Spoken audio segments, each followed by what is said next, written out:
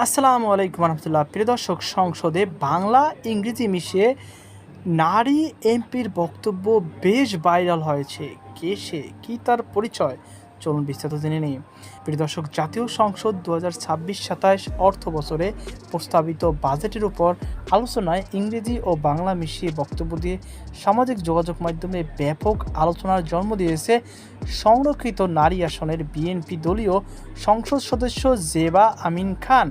মঙ্গলবার 16 জুন সংসদে বিরোধী দলের এক সংসদ সদস্যদের সমালোচনার জবাবে তিনি এই মিশ্র ভাষারীতি বক্তব্য দেন, যা নিয়ে নেটিজেনদের মধ্যে হাস্যরস সৃষ্টি হয়েছে।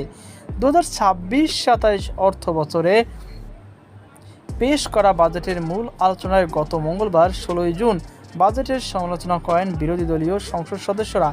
এই জবাবে সংরক্ষিত নারী আসনের বিএনপি দলীয় সংসদ সদস্য জেবা আমিন খান বলেন, মাননীয় স্পিকার, আমি লক্ষ্য করছি যে আমাদের বিরোধী দলের নেতা এখন কিছুক্ষণ আগেই আমাদের এই সংসদ ভাই বলেছেন, আপনারা যদি আমাদের সংসদে বিরোধী দলে থাকেন অসুবিধা নেই, কিন্তু আপনারা এই নিশ্চয়ই বাজেট আরও কিছু ভালো আছে যেটা আপনারা বলতে পারেন এই বক্তব্যের। মাননীয় স্পিকার, রংপুর 6 আসনের সংসদের কিছু উত্তর দিতে চাচ্ছি।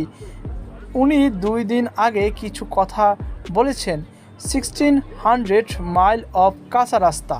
উনি হয়তো বা ভুলে গিয়েছেন যে অ্যাকচুয়ালি বাংলাদেশের রাস্তাগুলো যদি আমরা যারাই আমাদের রুট লেভেলের যাই, দ্য রাস্তাস are very very bad situation.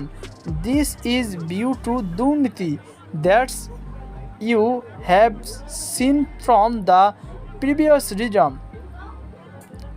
They have literally looted the country. কোনো বড় উন্নয়নের প্রকল্প করেছেন ওনারা, কিন্তু জনগণের উন্নয়নের জন্য কোনো কাজ করেনি, যার জন্য আমাদের এই কাঁচা রাস্তাগুলো এখনও আছে। They are only in government for last 100+ space. So you some give time to our government.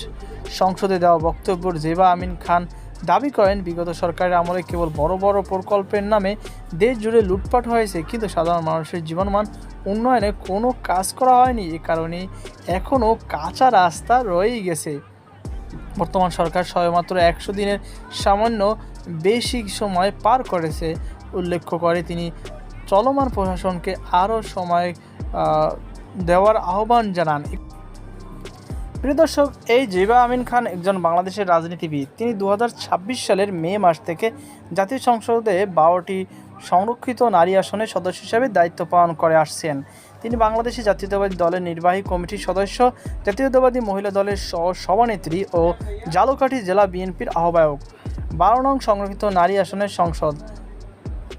প্রিয় দর্শক, তার দাম্পত্য সঙ্গী নিয়াজ বিন করিম,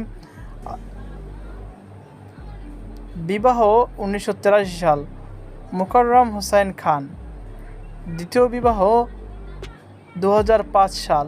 প্রিয় দর্শক, পিতামাতা আক্তার উদ্দিন আহমেদ। প্রারম্ভিক জীবন, তার ঝালকাঠি সদর উপজেলায় জন্মগ্রহণ করেন। তার পিতা আক্তার উদ্দিন আহমেদ ছিলেন মুসলিম লীগ নেতা এবং 1971 সালে মালেক মন্ত্রিসভার সদস্য। 2012 সালে ঝালকাঠি মুক্তিযোদ্ধা সংসদে তার বাবার নাম রাজাকার ও অনন্য পাকিস্তান সহযোগীদের তালিকায় অন্তর্ভুক্ত করে আন্তর্জাতিক অপরাধ ট্রাইব্যুনাল প্রেরণ করেছিল। কর্মজীবন, জিবা আমিনা 2018 সালে একাদশ জাতীয় সংসদ নির্বাচনে বিএনপির মনোনয়ন দানের শীর্ষ প্রতীকে ঝালকাঠি 2 আসনে প্রতিদ্বন্দ্বিতা করে আমির হোসেন আমুর কাছে পরাজিত হন। 2026 সালের এপ্রিলে তিনি সংরক্ষিত নারী আসনে বাংলাদেশ জাতীয়তাবাদী দলের মনোনয়ন লাভ করে।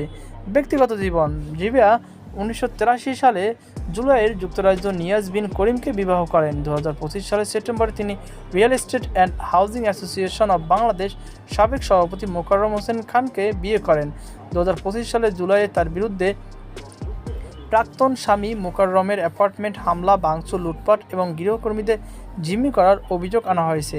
তিনি যুক্তরাজ্য ভিত্তিক বর্তমান বিলুপ্ত প্রতিষ্ঠান চিলড্রেন প্যারাডাইসের সাথে যুক্ত ছিলেন। তো প্রিয় দর্শক, এই বিষয়ে এইটুকুই তার সম্বন্ধে জানা গেছে। তো এই ছিল আমার হাতে সর্বশেষ আপডেট।